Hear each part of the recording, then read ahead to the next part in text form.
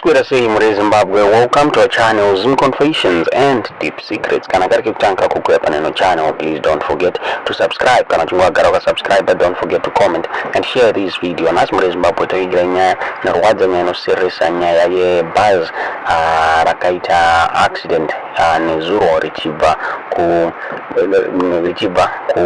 Marondera. Buzz accident yakaitika along Harare Mutare Road muri Zimbabwe.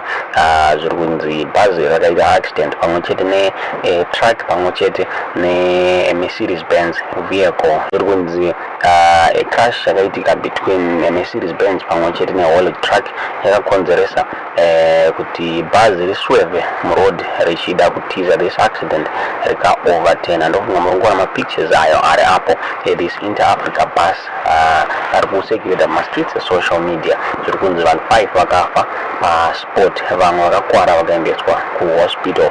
Kutaura kwatiri kuita ZRP National Spokesperson Assistant Commissioner Ponyati vakaconfirma this incident, vachitaura ivo vachiti zvishuwa 5 mabodies evanhu vakafa akaretrievwa from the bus, but pari kuexpectwa kuti nekukwara kwakaita vanhu death toll inogona kuti wedzerei muri Zimbabwe. Nyaya inorwadza, nyaya inosirisa, chingoti mu holiday festive season yatavai tinokurudzirana kuti vanhu dai vafamba zvakanaka muri Zimbabwe mumugwagwa umu. This accident kuti iri kunzi yakaitika padhuze nepadigford primary school along Harare Mutare Road muri Zimbabwe.